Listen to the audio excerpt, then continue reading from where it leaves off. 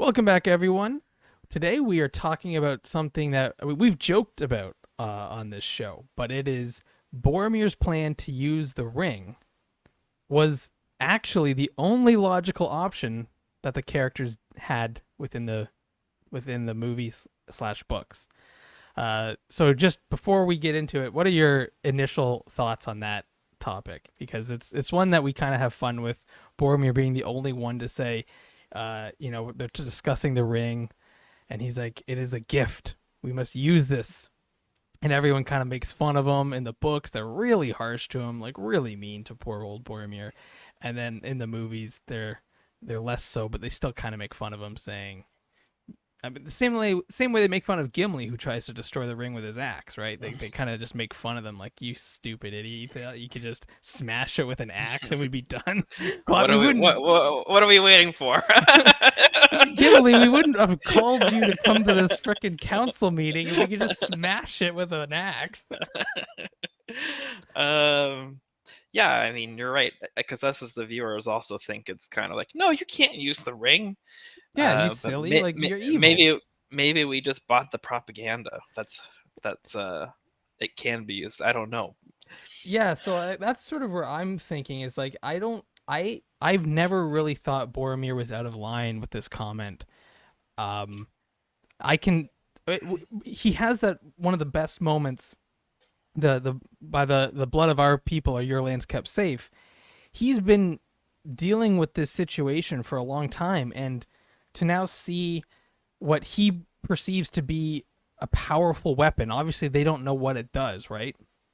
But for him to see this ring, knowing it's the ring of legends, that it's some sort of powerful object that the enemy wants to be able to use against them, so why not us use it against him to defeat him once and for all? I completely agree with that mindset. I it makes sense from a perspective that we're not thinking of when we first see it, because we have been discussing this ring with Gandalf for a while now on screen and in the books, and he has made it clear, don't put it on, don't use it, don't give it to me, because it would do evil through me. You need to keep it for, like he's been very secretive of what it can do. He's been very clear never to use it. And so us You're right. being, An invisible Gandalf would be very hard to fight. well, yeah, and that's the other thing is nobody knows what it does. And it's funny now that we're kind of thinking about it. It's interesting. Frodo never mentions what happens when he puts it on. Similar to Bilbo, Bilbo never just says, "Oh, it just turns me invisible." Like, you know what I mean? Like, it's the only person who suspects that's what it does is Aragorn, because Aragorn sees Frodo accidentally put the ring on in the middle of a bar or in the middle of an Hmm. inn, and that's when he goes, "I can avoid being seen if I wish, but to disappear entirely, that is a rare gift." He sees that putting this ring on turns you invisible, and then once he finds out it is in fact the one ring, for him, he probably does suspect all it does is turn Frodo invisible, and doesn't actually give him any additional powers. Hmm. Now we all, I think, agree that it would give additional powers to magic wielders, and potentially to skilled warriors as well. So not sure what actually would happen if, say, Boromir did get the ring. I don't know how much it would add to his strength or his abilities, but either way, Boromir has no reason to think that it would only turn him invisible. He doesn't even know that it turns anyone invisible. He doesn't know anyone's even worn the ring yet. He shows up. Hmm. He's been called to this meeting. He shows up. Here's this ring that the villain wants, and he's like, "Well, like, we're not going to give it to him, and we can't destroy it, so let's just use it." Right? Like, what are the other options? The other option is a suicide run into the Black Gates with with With nine people. with 9 people, and he rightly claims, "Not with 10,000 men could you do this. We can't just go on the suicide mission into this thing." So, But like, I nobody explains to him. They just kind of tell him to shut up. Nobody explains to him what the situation is, and that, you know, that the ring has some sort of mind or some sort of will that it can kind of direct the wearer in a particular direction or mindset, and that's essentially how you slowly turn evil from it. Um, and heck, by the end, Boromir does understand, right? Like by the end, we have Boromir begging Aragorn for forgiveness. That's his first. He's about to die, and that's his first thought was that I was corrupted by the ring. I tried to take it from Frodo. I'm I am deeply ashamed of that. And so he does realize by the end why his plan was folly, but early on, I think there's way too much scrutiny directed towards Boromir, who is like, the plan is this: we're gonna bring 4 hobbits and 5 warriors into the Black Gates with the Ring of Power, and we're gonna just march on up to this volcano and toss it in. Problem Right. solved. Like that is insane. It sounds insane. So yeah, I think that Boromir gets way too much heat for this moment. Gimli maybe not so. Like Gimli maybe doesn't get enough heat for trying to smash it with an axe. That's kind of really dumb. When if that was all it took, that would have been dealt with before you even arrived. Like why would the elves keep it around just so Gimli, son of Gloin, can waltz in here and smash it with an axe? Yeah, definitely dwarven stubbornism there. That's for sure. Yeah. Let us use it against him. Yeah. So Gandalf explains a little bit that you can't use it. Aragorn even says none of us can use it. But it's not really explained why or what the situation is. It's kind of hinted at that it turns you evil, but obviously, it Boromir wouldn't just immediately, like you said, we've potentially as audience members have been indoctrinated into Gandalf's way of thinking about the ring. Simply being told as an adult soldier, son of the steward of Gondor, that you're too weak to hold this ring, a little tiny ring, in your hand because it'll turn you evil. It's hard to think that he was just going to simply believe that right away. And so I can even see him still kind of in his mind thinking it's kind of like there's no way that using this ring would turn me evil. Like I want to save my people. And Yeah. we see that to the bitter end, right as he's trying to take the ring from Frodo. That's what he is saying. All I I only want ask is us. for the strength, yeah, to save my people. And he throws the logs down. You know, he that's all he wants to do. And he's even like, I don't even want to keep it. I just, if you would but lend me Then. the ring. Hmm. And so Boromir, this whole time, he's thinking like it's not true. Like clearly, if I just had the ring a little bit, it wouldn't corrupt me enough. But like nobody ever sits him down, explains the whole situation, and even if they did, I don't know if it would be enough.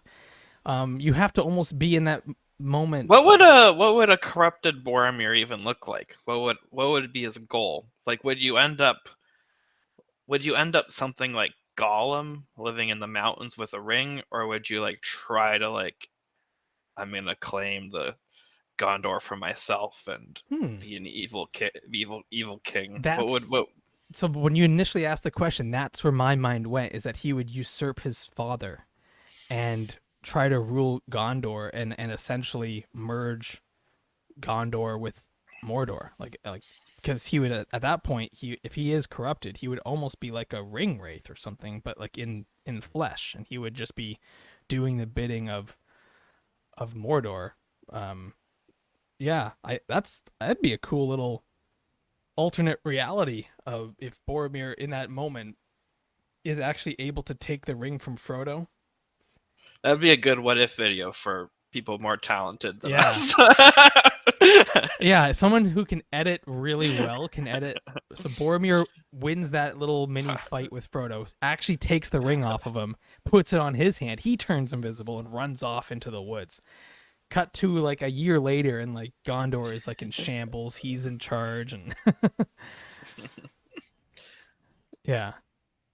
So the thing also is, and this kind of gets to another topic we've brushed on, which is what was Gandalf's plan? Like, you know what I mean? Like, what was the actual plan here from They the get must have. go? Were they planning to sneak by the spider, So it or doesn't seem like that's what I thought when I first saw the films. Like, I thought, okay, so this was the plan, and Frodo and Sam got lucky that Gollum showed them this route. But when Faramir mentions that that's the direction that Frodo and Sam went, Gandalf seems kind like of upset. distressed? Yeah. Yeah. So, So his plan was to go through the Black Gates. or maybe it was to try to convince the fucking eagles. I don't know. No, like I actually do think the plan. There would have been a discussion at some point about is there a way to sneak through, and maybe let they the would. let the ring bearer decide. Yeah, you're right. We might get to a point where there's a fork in the road, and it's like, okay, we can either go left to the Black Gates, or we can go right to this hidden stairwell. Um, and and maybe they let Frodo decide again. But it'll be the same thing. He'll be like, okay, let's go down that staircase. Gandalf says, okay. And then it'll be like, you didn't tell me about that giant spider, and you didn't tell me about that Balrog when I decided to go through Moria. Yeah, we're just gonna let the most inept, unknowledgeable person decide where we go in this moment of Let the of ring bearer decide. Oh, Moria sounds pretty good. yeah, Okay, I'll neglect to tell you about the ancient demon that lives in there. yeah. And oh, let's take that passageway. Okay, Oh, and sounds good. also that nobody has heard from the dwarves in a while. They might be Hmm. dead. Yeah. Haven't mentioned that to Gimli. Oh man, yeah, like that. So Gandalf decides not to do Moria. He then takes them on this treacherous path that is just brutal. And then he's like, "Okay, well that one it's not going great, but if Frodo really wants to turn around and go through Moria, we'll do it." And it's like, what do you expect him to choose? The path you've chosen literally looks like it's death in the next 10 minutes. Like you guys are covered in snow. There are lightning and rocks coming at you. Half these people can't even see above the snow. Gimli and the hobbits are under the snow, and you're gonna say, okay, They're not dressed they're appropriately. not dressed appropriately. For whatever reason, we're not going to go past Rohan or Gondor. We're going to completely avoid anything. And so we're going to go through this mountain. It's just insane. So obviously Frodo's going to choose something else. Heck, I'm surprised Frodo didn't like opt for like a third option, which is like let's go the long way around the mountain. That seems Mhm. pretty nice. Now, obviously, in the books, it's slightly different. Even as they leave Rivendell, we know that there are goblins and creatures chasing them. Like they're constantly having to keep watch and have these fires when they camp out.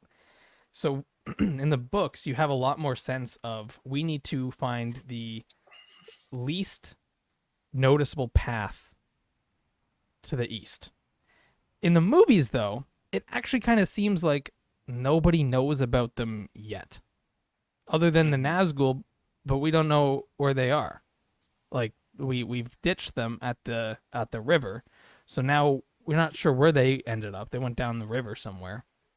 So really, the only enemy that we're dealing with are those 9 ring wraiths, and Aragorn took on 5 of them by himself. We have Boromir, Gimli, Legolas, and Gandalf. Are you telling me we can't win that fight? Mhm. That's an easy win. We should find them and just fight them in the open combat. We got this. Also, like Boromir's body washed to Gondor pretty quickly, right? Yeah. They could have just, you know, rode the canoes down that waterfall, and they would have gone all the way to Gondor. Then they could have cut across to Minas Morgul and gone that way really quickly. Well, Then maybe like, maybe not down the waterfall, but I get your point. That waterfall seemed pretty scary. I don't know if I would want to. If they could just walk, if they could climb down like the cliff there, and then get back in their canoes down there. If the canoes survive the fall, maybe then yeah, it's a nice little boat ride. Cause yeah, like the route that Frodo decides to take based on really obscure directions from Aragorn about crossing the river and wandering in a southeasterly direction. That's also insane. Like mhm. in like think about that. He's gonna ditch his group and he's gonna just wander in that direction. He And has no that's idea where he's he has going. no Yeah. idea where he's going. No one told him that it's a freaking maze, even though you can see the black gates at one point. He can't even get there until Gollum helps him. So some of these plans these guys come up with, it's insane. And I can see why Boromir's getting frustrated listening to these people come up with these insane plans and not explain anything. No one mentions Balrogs. No one mentions why we can't go through the Gap of Rohan. Takes us too close to Isengard. Yeah. Well, why is that bad? Saruman has ever been our friend and ally, Gandalf. What do you say? How do we know Gandalf's not been corrupted? He's just taking us to the freaking Black Gates and leading us into a trap. That's what I think when I'm thinking about this plan. What would happen if you gave the ring to Treebeard? That's a good question. I always imagined it would be sort of like a Tom Bombadil situation. They did give a lot of lines to him. I kind of figure he's kind of do the same thing, not really notice or care too much. Like that's not his worry. He's a tree. They could like attack Mordor with all these trees. I know if you Fangorn Forest. yeah, if you could like convince if you had someone like Gandalf who could actually convince people to do what they're supposed to do, you could have some pretty big impactful battles that might go your way. The problem is nobody is in agreement with anything. The dwarves barely even enter this entire thing. Gimli is the only one that's there, and you don't even know what's going on with the other dwarves throughout the movies. The elves are kind of hostile. They're a little bit helpful, but for the most part, they're gonna dip as soon as these guys take off with the ring. They're gonna get out of here. Like they're done. Yeah. The humans are all bickering amongst themselves. The hobbits don't know what's going on. So yeah, you're kind of the Ents don't want to do anything, and so it's like it's a shame because you have a lot of power there, and if they would all just come together in agreement, but I think that's kind of the point, and that's the allegory to World War II and that sort of thing. So yeah.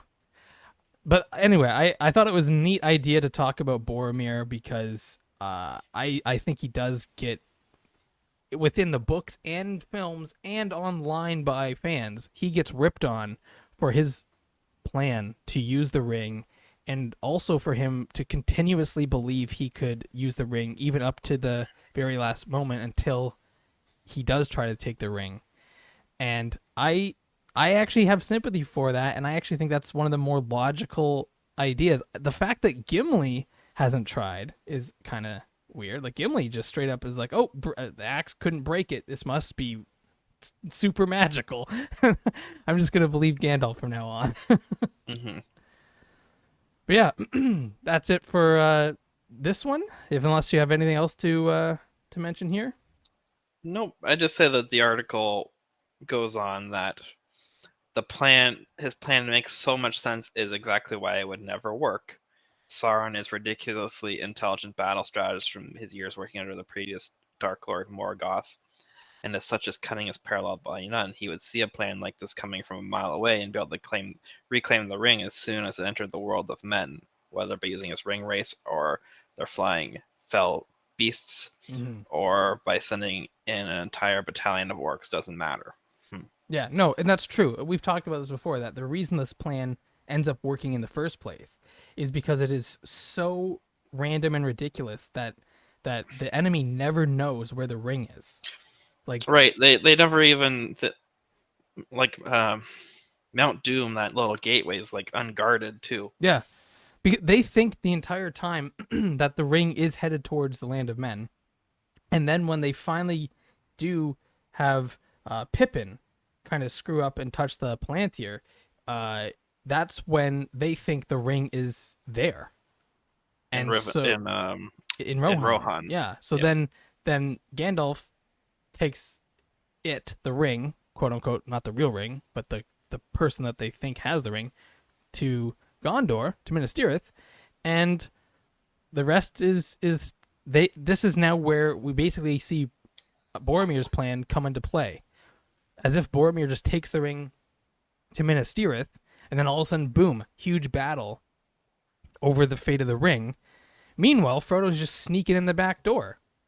So it does work out perfectly, and I think Gandalf did have some plan to do that and try to move as unseen as possible towards the volcano. But when I really don't know what his plan would have been had he survived up into the point where they are in the elven canoes, because at that point it's not clear where they should actually go.